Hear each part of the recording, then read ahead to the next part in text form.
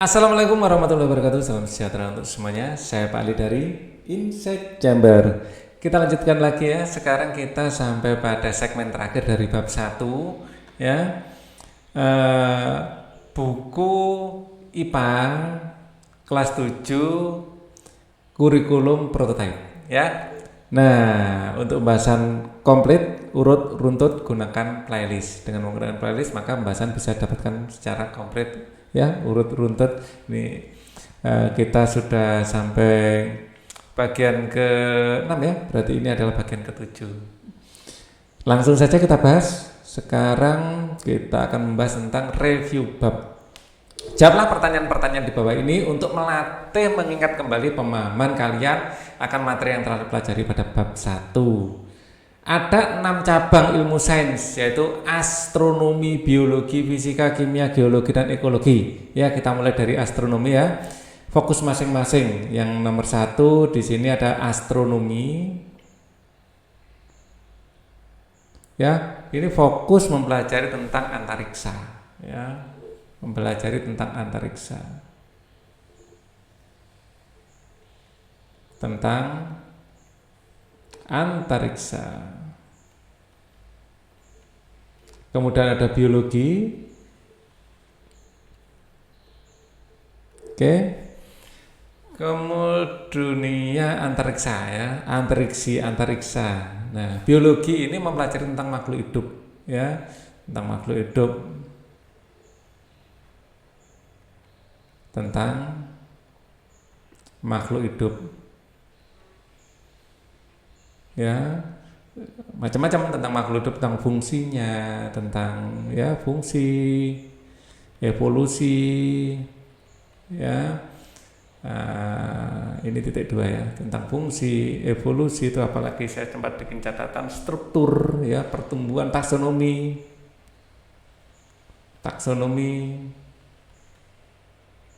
dan lain-lain. Ya, masih banyak lagi cabang dari biologi. Kemudian nomor 3 adalah fisika. Fisika ini mempelajari benda mati ya, mempelajari benda tak hidup. Tentangnya nggak usah ya, kasih tentang juga nggak masalah. Benda tak hidup. Ya, apalagi saya sempat bikin catatan ya, dalam ruang lingkup, ruang dan waktu.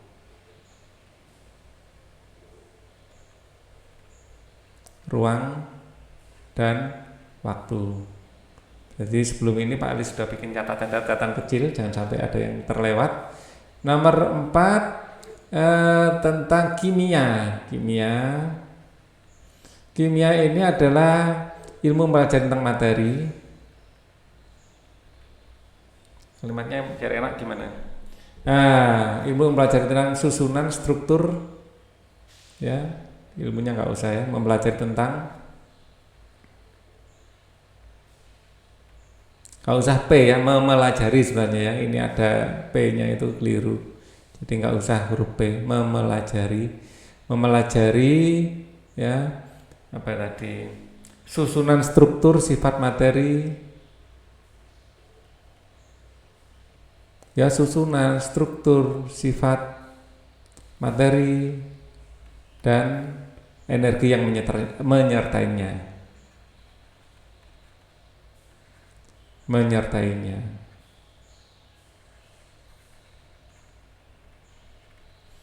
Kalau berikutnya di sini ada kimia sudah ya, geologi.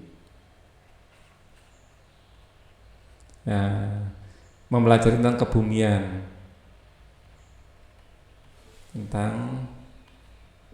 kebumian,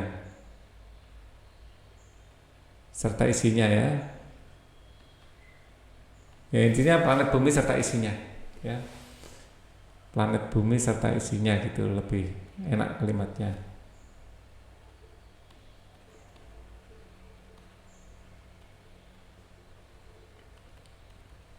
Mempelajari tentang gempa bumi misalnya, vulkanologi dan lain-lain, geologi. Kemudian ada ekologi. Ini mempelajari tentang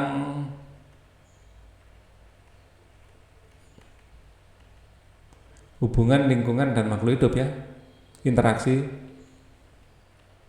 makhluk hidup dan lingkungan.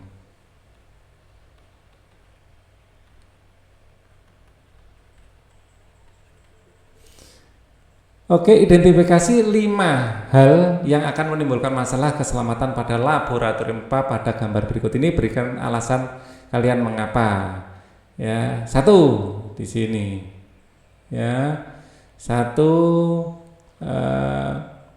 bermain ya. Jadi tidak serius.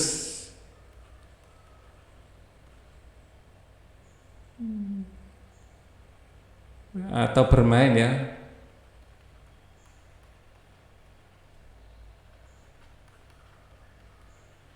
Ya, ada temannya dilempar, padahal temannya lagi pegang listrik ini ya.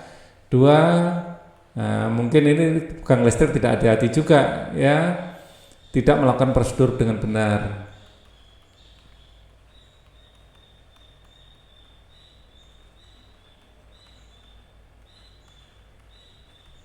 Benar. Kemudian yang ketiga, menaruh barang terlalu di pinggir.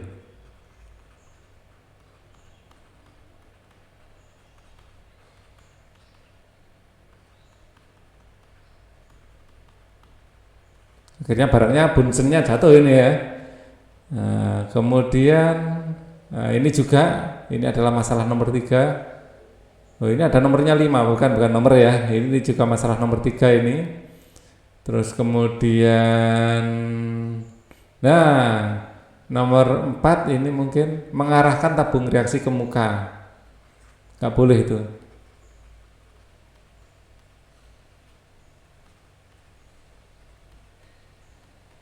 Ke muka. Ini yang benar, ini yang salah. Kemudian yang kelima, mencium bau. Ya, ini nggak boleh mencium bau reaksi.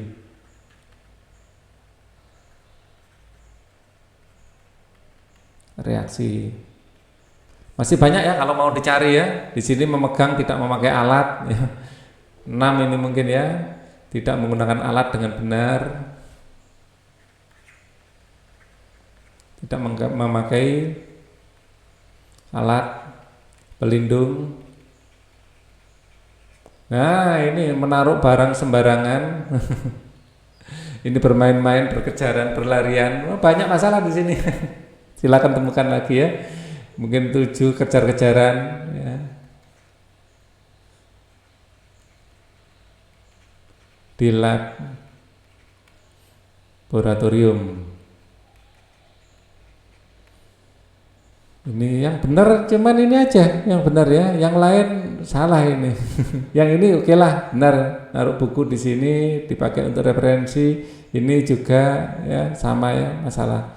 Nomor 3 menaruh barang terlalu di pinggir. Ini kelihatannya kurang. Tidak memakai alat pelindung sama ya, kedua-duanya ini harusnya tangan itu tidak boleh memegang langsung. Apakah nama alat-alat laboratorium di bawah ini terbuat dari bahan apakah alat-alat tersebut dan apa saja kegunaan alat-alat ini ya. Ini namanya lupa saya ya, gelas beaker. Sempat bikin catatan sedikit juga ya, gelas beaker.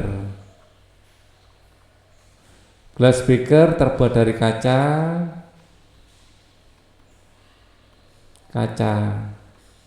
ya, dan fungsinya berfungsi untuk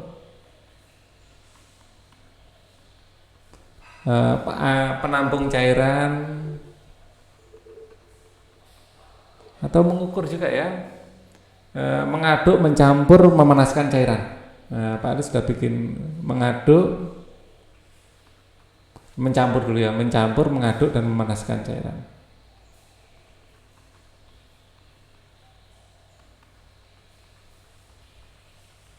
Dan memanaskan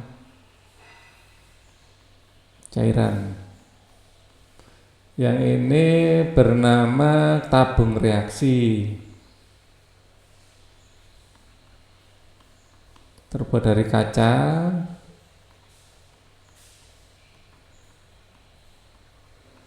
berfungsi untuk ini untuk mereaksikan tentu saja, tabung reaksi. Coba catatan saya, tabung reaksi atau kaca pembiak untuk membiarkan juga, atau kaca pembiak. Ini catatan saya. Kemudian menampung, mencampur, memanaskan, sama ya. Mencampur, memanaskan. Sampel yang jumlahnya sedikit ini ya.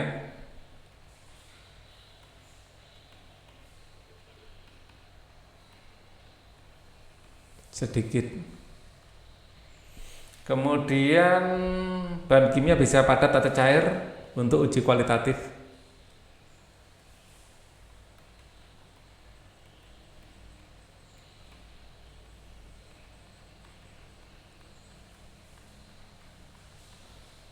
Kualitatif atau kuantitatif? Kualitatif ya. Oke.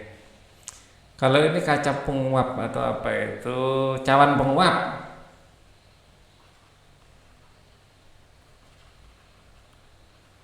Ini terbuat dari keramik atau porselin.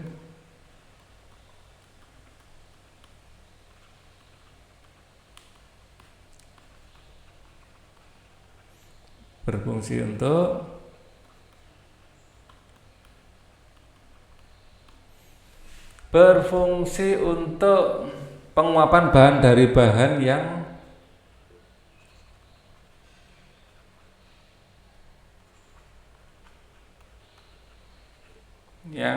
tidak mudah menguap.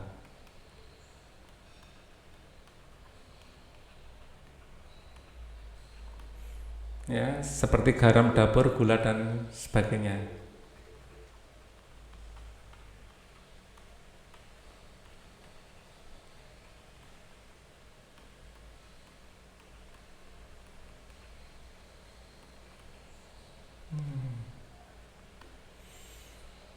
Kemudian yang D ini adalah yang D ini gelas ukur. Ya, terbuat dari kaca untuk mengukur cairan.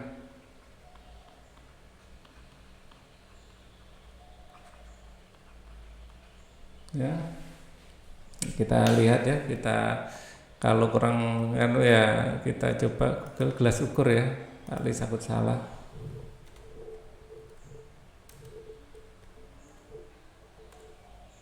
Kita lihat. Nah, ya kan gelas ukur.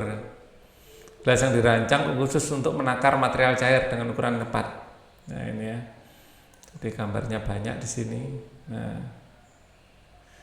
Atau ada namanya gelas ukur silinder ya. Memang gelas ukur gitu aja enggak apa-apa. Oke, kita lanjut lagi. Kali ini corong, jelas. Corong laboratorium lah untuk membedakan dengan corong yang lainnya. Corong laboratorium terbuat dari kaca,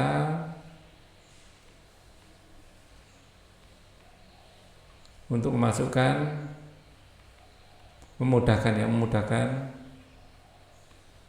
memasukkan cairan ke botol atau labu. Kalau ini labu Erlenmeyer.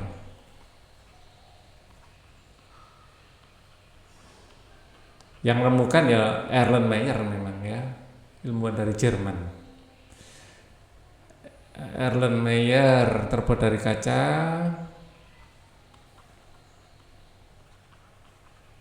Ya, ini saya bikin catatan apa ini di sini?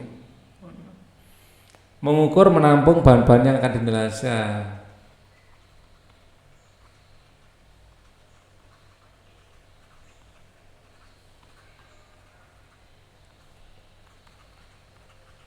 Yang akan dianalisa. Apalagi catatan saya tempat titrasi, ya bisa untuk titrasi.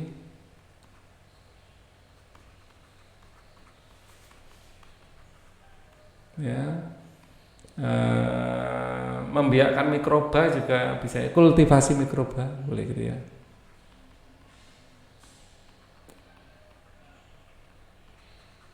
Kultivasi ya. Kemudian kalau ini semua pasti tahu ya, termometer terbuat dari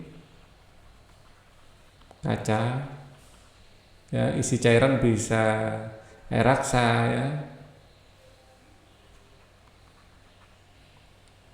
ya, pada umumnya menggunakan air raksa atau alkohol, tergantung keperluan untuk mengukur suhu.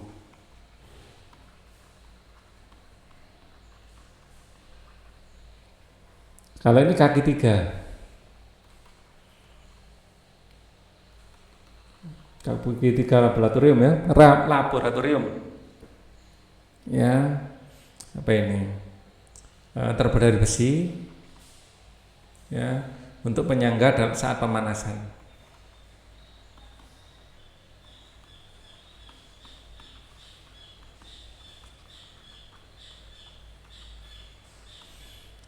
Beberapa alat laboratorium. 4. Apakah perbedaan antara besaran pokok dan besaran turunan? Sebutkan masing-masing 2 contoh. Besaran pokok adalah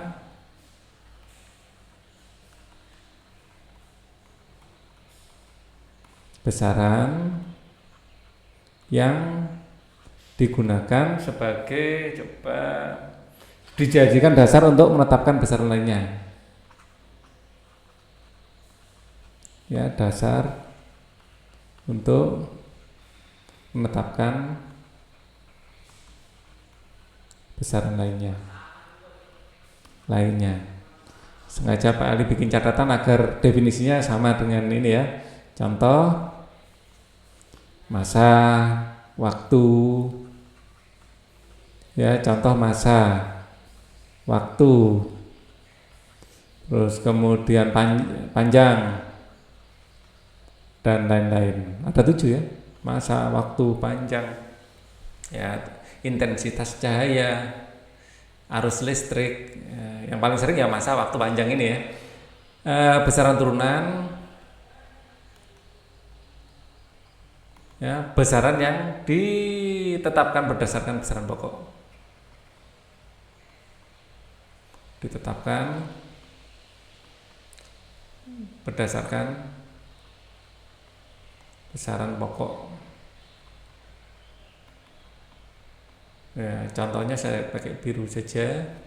Contoh, kecepatan, percepatan,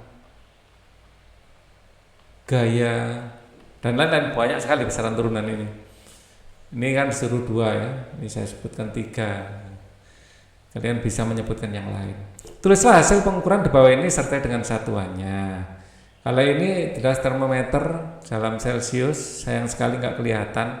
Ini kelihatannya berapa ini? Ini 30, ini 28 mungkin ya.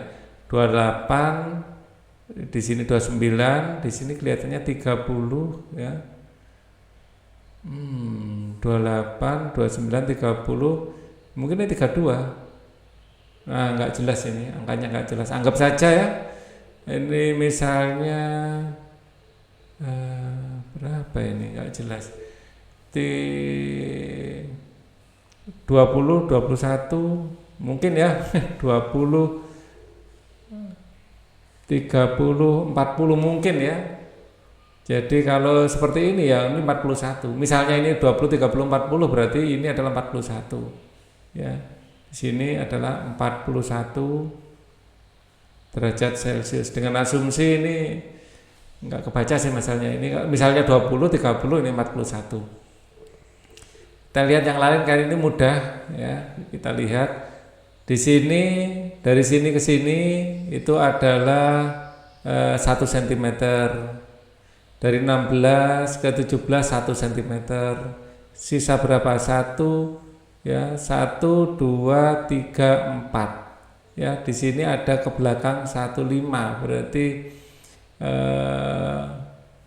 kita bisa menghitungnya dengan 16 17 ini pasti 15 ya.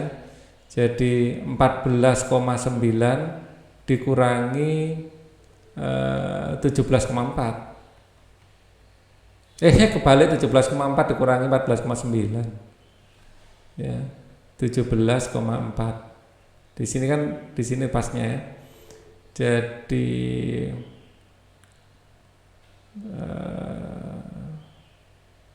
di sini pasti itu 2 3 4 2,5 cm. Oke, kita cari yang lain. Ya, di sini kan 14,9. Nah, di sini ini adalah yang 17,4. Ya, biar tahu. Kemudian kita lihat lagi. Nah, kalau ini mudah ya. Di sini volumenya 100, 200 ya, 100 berarti ini 150 ya. Kemudian 1 2 3 4 5 berarti ini masing-masing 10 mm.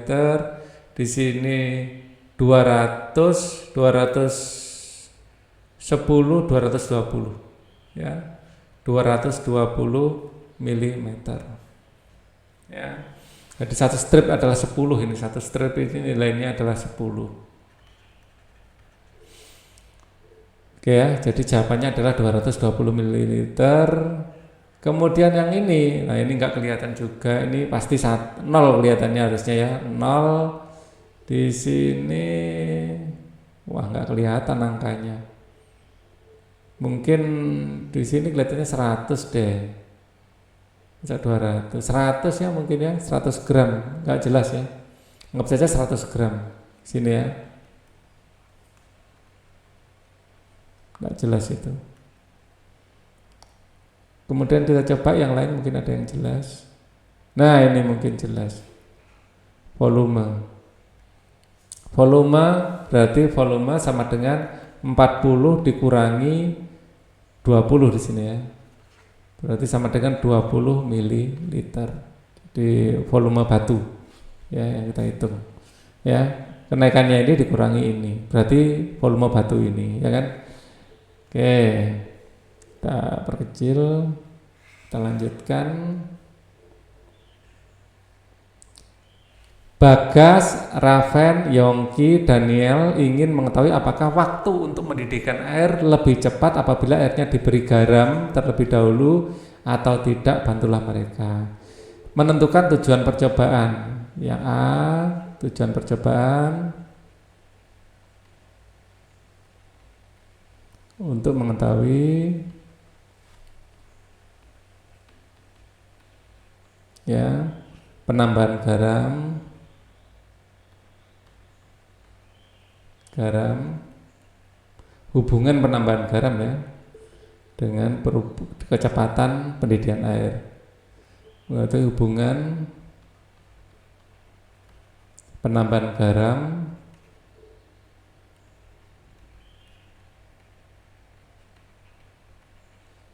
dengan waktu untuk mendidihkan air.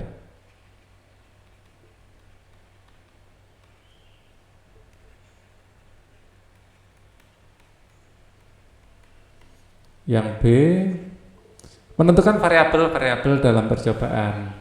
Variabel bebas tentu saja banyaknya garam yang diberikan.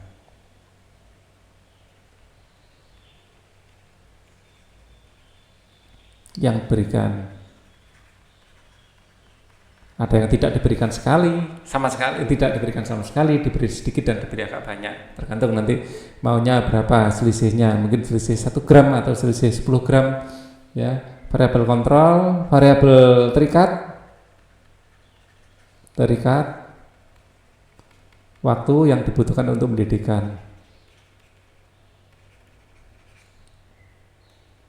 Dibutuhkan untuk mendidihkan air. Variabel kontrol.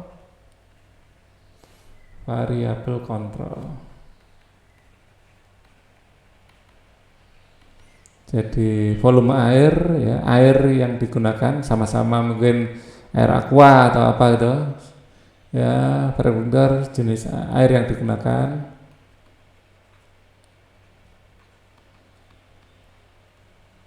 Terus volume air,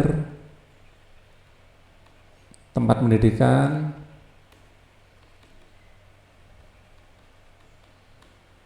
terus kompor, ya, pemanas, ya, seberapa besar dipanaskan, ya, pemanasnya itu seberapa besar apinya harus sama. Pemanas harus punya pemanas yang sama intinya, ya, intensitas panasnya itu harus sama. Kemudian itu variabel kontrolnya, ya. Air yang digunakan, volume air harus sama, tempat yang mendidihkan sama, pemanasnya harus sama. Nah, yang berikutnya tulislah langkah-langkah kerja atau prosedur. Wah, nggak cukup, ya. Prosedur. Yang pertama, kita tulis alat dan bahan, ya. Alat dan bahan dulu sebenarnya.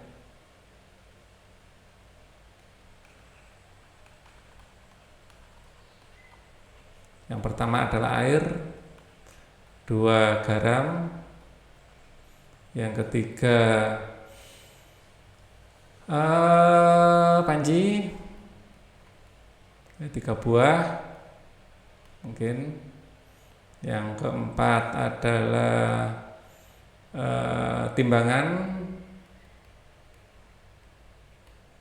Yang kelima pengaduk.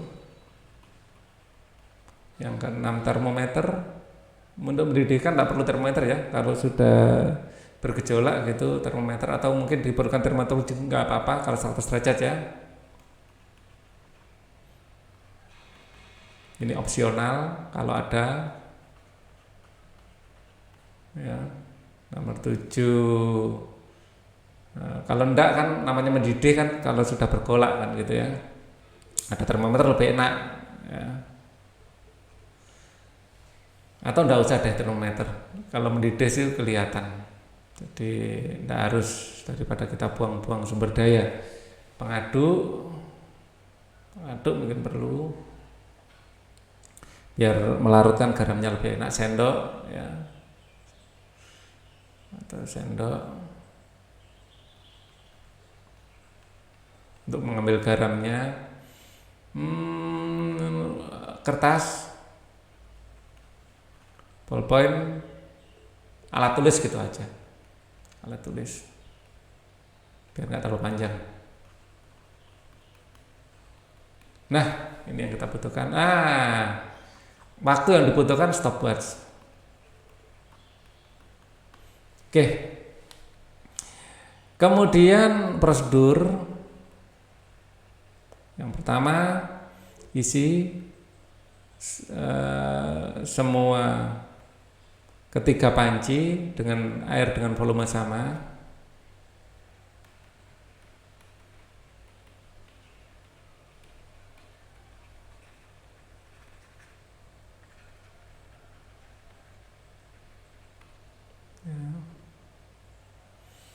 Kemudian yang kedua, beri garam. Panci pertama tidak diberi garam. Kedua diberi garam 1 sendok. Dan yang ketiga diberi garam 2 sendok.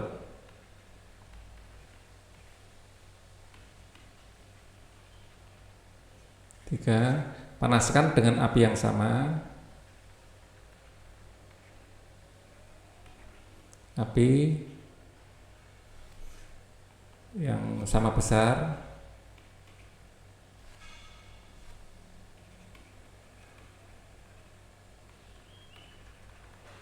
Yang keempat, hitung waktu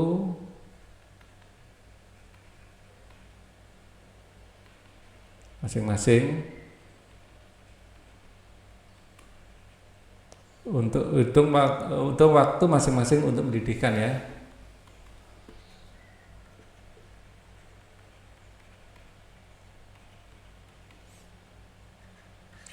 Catat semua waktu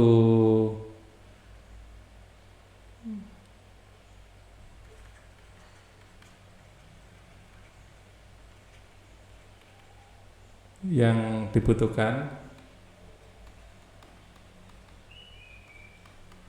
Nomor 6, analisa dan buatlah kesimpulan. Nyatakan dalam bentuk tabel atau grafik dulu ya.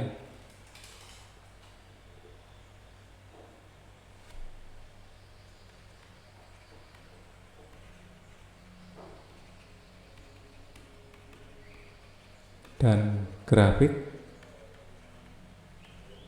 7, analisa dan simpulkan hasil eksperimen. Oke, itu ya. Nah, akhirnya kalau kalian sudah melewati semua itu, selamat, kalian telah menjadi ilmuwan cilik dengan mempraktikkan cara kerja para peneliti sains yang dikenal dengan nama metode ilmiah. Kalian harus berlatih menggunakan cara penyelidikan seperti ini dalam bab-bab selanjutnya. Oke, ini adalah akhir dari bab 1. Kita nanti akan lanjutkan bab 2 ya, zat dan perubahannya. Untuk video ini cukup dulu. Thank you for watching. Wassalamualaikum warahmatullahi wabarakatuh.